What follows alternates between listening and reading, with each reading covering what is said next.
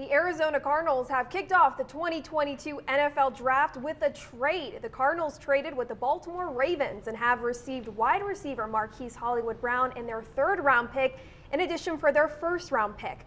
Welcome into Cardinals Draft Central, presented by SeatGeek and your Arizona Ford dealers. I'm Dani Sureck, joined by Cardinals insider Grialou and General Manager Steve Keim, who just came down from the war room after making that trade. Thanks so much for joining us, and so quickly. Absolutely. What an exciting way to kick off the draft. Doesn't get much better than that. No doubt about it. And that was the goal really all along, was to trust our board and to find a dynamic playmaker. And obviously, Marquise Hollywood Brown is a guy that brings a number of things to the table. Number one, we have controlled costs for several years with his contract.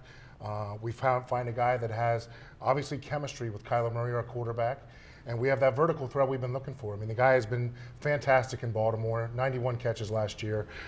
He can really take the top off and stretch the field. I'm going to go back to something you said during your pre-draft press conference about when it was asked about free agency and the known versus the unknown. Draft is a lot of unknown. Marquise Brown is a known commodity. Is that part of the thinking as far as getting someone established as opposed to kind of rolling the dice a little bit with a draft process? Well, I mean, I don't think there's any question, Craig, and it comes down to a number of things.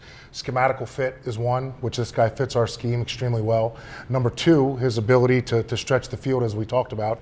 He can play inside, he can play outside. He's done that in Baltimore. 21 touchdowns in 3 years. There's so many things about the guy that we like. A number of years ago, whenever he came out, we had him as our 13th best player on our board. I tried to trade back into one to get him, wasn't able to do that, so now we have a little second chance at him. You have now made a trade in 8 of the 10 drafts you've spearheaded as general manager. How long has this one been in the works?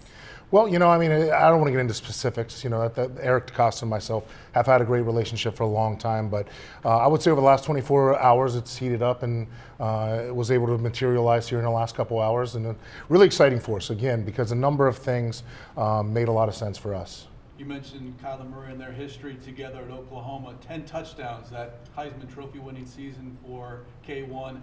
What was his reaction? What has been the conversations with your quarterback on this acquisition? Well, I know he just found out, so he was extremely excited, and he's actually been working out with him in Dallas. So again, the chemistry is going to be exceptional. Those two know each other as well as anybody. They're very close friends. So I think it's going to be a great fit. The wide receiver core, DeAndre Hopkins, A.J. Green, Rondale Moore, now Marquise Hollywood Brown. How explosive do you expect that group to be? You know, it could be like a track meet. You're going to have to pick your poison, and that's going to be fun. I told Cliff, don't screw it up. Steve, we got the draft party going on at State Farm Stadium out on the Great Lawn. What do you have to say to the Cardinal fans out there on this move? Not a draft pick, but someone and a wide receiver for this offense. Well, I mean, I'm excited for the Bird Gang. I mean, they're going to be excited on Sundays when this guy is running down the field and scoring touchdowns and making big plays for this offense. Again, obviously with the loss of Christian Kirk, we needed to find somebody else that could do some of those things vertically, and we got the right man for the job. Now that you've attacked the wide receiver position, what other positions of need do you expect to try to attack the next couple of rounds? Well, I think the biggest thing is we want to continue to trust our board, and we don't want to make sure we veer away from good players just to draft for need. But hopefully, you know, there'll be some guys up there tomorrow that we'll have an opportunity now that we have another pick. So we have pick number 100 from Baltimore that we retrieved. So, you know, a number of opportunities tomorrow with two in round 3 and 1 in round 2. We understand that Hollywood is on his way or is going to be joining the draft party momentarily, but Michael actually went and has not been in the building for the last few hours, I guess, but actually came and brought Hollywood Brown to Arizona. The picture there on your screen. So that's something that is a little bit unusual. So the owner is coming up to pick up your new player. Yeah, I mean, I think that probably makes a pretty good initial impact. But, you know, I mean, the boss went and picked him up, and he's certainly riding in style there, as you can see. You talked about in your press conference last week the checks and balances you had with owner Michael Bidwill, preventing you from having tunnel vision, the right questions he's asking. What was the atmosphere in the war room as the trade was becoming official tonight? Well, I mean, a lot of our guys were excited because we had such high grades on him coming out. And I think really it comes down to what you guys just talked about, the element of the unknown versus a guy who has done it in the NFL before. And we all try to forecast and project in this business, but to have a guy that has had the kind of production that he's had over his 3 years in Baltimore, and the chemistry with our quarterback, and the ability to stretch a field vertically, I think, again, everybody was really excited. Steve, congratulations on the big trade. We appreciate you joining us, coming right down from the war room. Hopefully we'll be maybe get a chance to speak with you over the next couple of days, but best of luck throughout the rest of the draft. Thanks so much for the time. Thank you guys, appreciate it. We're going to let Steve go ahead and get moving on the rest of his day. I'm sure he'll still have some busy plans going on. There he is, your newest Arizona Cardinal, Marquise Hollywood Brown, former college teammate with quarterback Kyler Murray from the University of Oklahoma. We also want to make sure that you guys get a behind-the-scenes look at how this front office, the scouting department, the coaches all work together to get to this point in the draft with our latest episode of Flight Plan. You can catch that now on azcardinals.com or our YouTube channel, Draft Vision. Season 5, Episode 2, exclusive behind-the-scenes look at this draft process, going all the way back to the combine that you won't find anywhere else, and how that process led the Cardinals to where they are now, making the trade for Marquise Hollywood Brown. And you got to think now with Flight Plan and the behind the scenes on the acquisition of Hollywood Brown and how he fits all the inner workings on this trade acquisition, because look, all the talk has been about pick number 23. Who was going to be there? Was it going to be a wide receiver, an offensive lineman, maybe a defensive player? Instead, you go with, as General Manager Steve Keim told us, you go with the known versus the unknown. No chance to let that seat cool down as we're joined now by head coach Cliff Kingsbury. Thanks so much for joining us, coming right down from the war room. Pretty exciting trade going down for a wide receiver, Marquise Hollywood Brown. What excites you about adding him to this already stout wide receiving core? Yeah, just a dynamic playmaker. I had the good fortune, or was unfortunate enough to coach against him in college, and so I got to see it live and in person, and he's a special talent. Had a great year last year, has gotten better each year. Really think he's the perfect fit for our system, and to add that type of speed on the outside is huge. How much Oklahoma film have you been watching, or is this something that is? No, like I said, I watched it in person. Like I saw it. I saw a bunch of long pass plays from him. So I've known the type of person he is, the work ethic, all those things from those guys at OU, and then to get him at this point in his career where I think it's really ascending is great for this organization. We know that in the press conference you had with General Manager Steve Keim last week, you weren't going to give away Kyler Murray's list, but you think he's happy with this choice? I believe he is ecstatic with this choice, yeah. I think he knows the type of competitor that Hollywood is and what he's going to bring to this team. You've got DeAndre Hopkins healthy, re-sign A.J. Green, Rondell Moore going into year 2. Now you throw in Marquise Brown.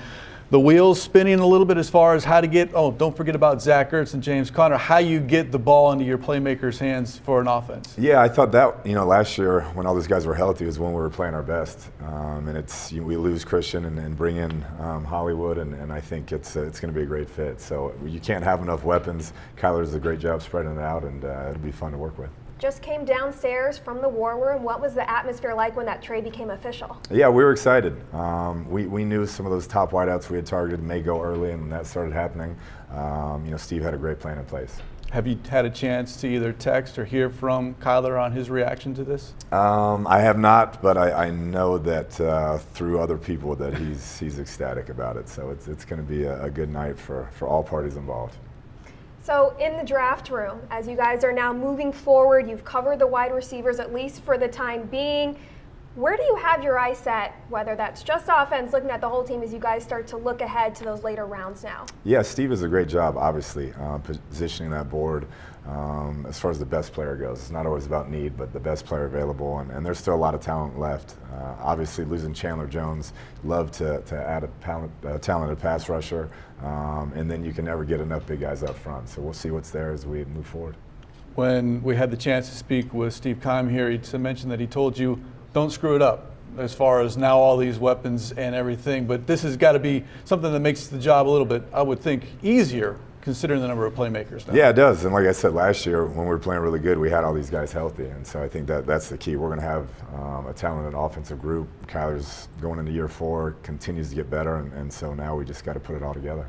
Cliff, we appreciate you joining us, coming right down from the draft room as you're going to head over to your press conference and then go right back up to get ready for the later rounds in the draft. Thank you. Congratulations. Thank and y'all. we'll be hearing from you later on this weekend. Appreciate it. Thank y'all. We're going to let Cliff get going as he's going to get ready for his press conferences after the Cardinals made the trade for wide receiver Marquise Hollywood Brown and Baltimore Ravens' 3rd round pick in exchange for their 1st round pick, number 23 overall. Craig, we heard from Steve Keim, Cliff Kingsbury, the importance of taking a veteran wide receiver as opposed to rolling the dice, you like that little Vegas pun there, on a rookie wide receiver as those top names were starting to go off the board. I love it because at the moment, as this trade was announced, 5 wide receivers had come off the board. So if you're the Cardinals and you're looking for that pass catcher to maybe fall, was probably not going to happen at pick number 23. So this is a solid, aggressive move from General Manager Steve Keim. Everyone had been talking about the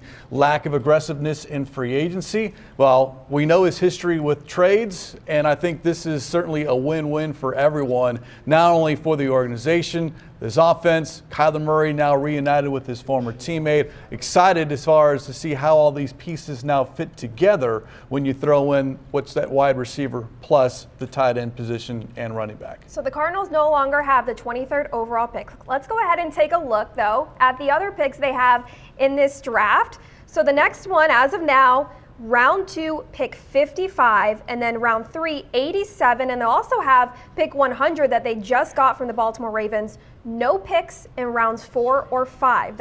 Those 2 picks coming from trading up last year in the draft with the Ravens to get cornerback Marco Wilson, and the trade with the Philadelphia Eagles to get tight end Zach Ertz this past fall. When you look at now this wide receiving core, this was the first time in the last 3 years that the Cardinals drafted an offensive player, right? They're coming off back-to-back defensive first-round picks and linebackers Zaven Collins and Isaiah Simmons. Quarterback Kyler Murray is looking for that contract extension. They've picked up his 5th-year option. How much do you think this decision was for Kyler Murray? Well, I think it has to be. When you have a franchise quarterback, you do everything to surround him with talent, whether that's protection up front or skilled position players on the outside or in the backfield. So if I'm Kyler Murray, I'm ecstatic. And as Steve Keim told us, he's been working out with Hollywood Brown in Texas. So that chemistry, once upon a time in college, now you're going to have it here in the National Football League. And it's now, how do you figure out to get these pieces to go? As Steve said, he can play both inside and outside. You got Rondell Moore, who they'd like to extend his route tree to play a little bit more outside. So a number of different ways you can work this offense to make it that much more difficult for opposing defenses, because we always talk about, all right, you've got DeAndre Hopkins on one side, but there's got to be someone on the other side to occupy some time so defenses can't just focus on number 10. Well, you throw a Zach Ertz, Rondell Moore, now Hollywood Brown. There's 3 pieces on the other side of the field that defenses have to account for. This has now become a veteran-heavy team when you talk about the free agency moves. Running back James Conner, tight end Zach Ertz, Hollywood Brown to pair with wide receiver DeAndre Hopkins. How do you expect this veteran presence to take this offense to the next level this year? I think considering where this team was a year ago, making the playoffs, but certainly bowing out, unfortunately, in a not so great game, let's say that, against the Los Angeles Rams. But now it's, okay, that next step. It's not just about getting to the postseason, but winning a couple of postseason games. And don't forget, this coming Super Bowl is at State Farm Stadium. And that has to be in the back of everyone's mind. That has to be a rallying cry, if you will, for this team, for this coaching staff, and for this fan base, not only to get into the postseason, but make some noise in the postseason. And this is a quarterback-driven league. You need as much offense as possible. Yes, bring a defense, but now all of a sudden, if healthy, and that's the big thing, if healthy, you got to like how this offense stacks up. General Manager Steve Keim has now made 12 draft day trades in his tenure starting back in 2013. That is 8 of the 10 drafts he has spearheaded. He has had a draft day trade. However, it doesn't come often that he does one in the first round. So how surprising was that for you? And considering that it's not a move to go up or back, but basically, all right, goodbye first round draft pick and welcome in a player. So it's that aggressive approach. All right, what did the Los Angeles Rams do for a number of years? You trade those first round picks for known assets. It's exactly what the Arizona Cardinals have done here in 2022. So the other aspect of this trade that I like, as you pointed out, they do acquire now a second third round pick. So you're going to have 3 picks now on day 2 to address edge rusher, to address perhaps interior of the defensive line or the interior of the offensive line, and not have to wait. Getting that second, third round pick, I think, is important. Especially because the Cardinals do not have a pick in the 4th or 5th round because of those previous trades. Let's take a look at the other needs for the Cardinals roster. Head coach Cliff Kingsbury just touched on that top one, edge rusher, after losing veteran Chandler Jones to free agency. Cornerback, interior defensive line, and offensive line are still on the board. When you look at those positions, which one is screaming the loudest to you for the Cardinals to address maybe in the round 2 or 3? Well, it's very loud when you mention edge rusher because you lose a Chandler Jones. Yeah, you got Marcus Golden, but outside of that, who do you have that can consistently get into the backfield and get after a quarterback? Maybe a Devon Kennard. He did have some success with the Detroit Lions. Dennis Gardeck obviously caught lightning in a bottle that one year that Chandler was out, but you don't have that consistent pass rusher that you can count on. I'd love to see this team address it, whether that's in the 2nd round or find someone in round 3. So for me, it is edge rusher, and then after that, I'm thinking maybe interior offensive line, interior defensive line, and then that cornerback position, because don't forget, Jeff Gladney is on this team as well. And you've got a Marco Wilson, you've got Byron Murphy and Jeff Gladney. That's 3. Can never have enough corners. But as far as if you're asking me as far as to rank the needs now in rounds 2 and 3, it's edge rusher, maybe edge rusher again, and then that line of scrimmage, whether it's the offensive line or defensive line. In his pre-draft press conference a couple of days ago, General Manager Steve Keim mentioned that your needs in October and November are different than your needs in April and May this time of year. When you think back to October and November of 2021, those needs, wide receiver DeAndre Hopkins was out with a knee injury. Offensive line dealing with injuries and COVID. In fact, it took until week 18 last season for all 5 starting offensive linemen to start a game with quarterback Kyler Murray. Not to mention, 4 of the 5 starting offensive linemen are entering a contract year. How do you take that into consideration of your short-term need right now, but also the long-term need when how your roster is going to look this time next year? I think a lot of it is kind of mirroring each other, especially on the offensive line. You bring a young kid in and you see, all right, are they ready right away or do they need some seasoning? You got all 5 positions on that offensive line pretty secure right now with Will Hernandez in at right guard. Now, everything's in pencil. We'll see how it shakes out. But you have your 5 starters. Now you're looking at depth. So that's why edge rusher to me still becomes that number 1 priority as far as a starter week 1. Offensive line, you're set. Skilled position, you're set. Now long term, well, you got DeAndre Hopkins, who's still under contract for a couple more seasons. We'll see what happens with Marquise Brown. Rondell Moore coming into his own. AJ Green is that wild card, if you will, that big outside wide receiver threat, but it's only a 1-year contract. So that's, again, why you always go back to the edge rusher part. But this move right here to get Marquise Brown, I think it's a home run for what it can do for this offense, and certainly keep that quarterback happy as well. Keim had never drafted a wide receiver in the 1st round since he's been general manager since 2013. Since he's made the trade for one, does that count of breaking that streak, Craig? Technically, no, but I understand your reasoning. I like that reasoning, but no, the last time this team drafted a wide receiver in the 1st round was Michael Floyd, and that was the year before Steve Keim became general manager. So that streak, I think, is still intact, but maybe we put a little asterisk next to this one that says, hey, 1st round pick in 2022, Marquise Hollywood Brown, and I don't think anyone's going to complain about the fact that, well, we didn't get a 1st round pick. Well, yeah, you did. You got Hollywood Brown, one of the best wide receivers in the league, over 1,000 receiving yards last season, has improved each of his first 3 seasons in the league. So you got to like that trajectory to go along with Kyler Murray. I have a feeling Kyler Murray is not complaining about this trade. We got his tweet that he put out right after the trade was made official. He says, let's run it back. Hollywood to the desert. Y'all welcome my boy.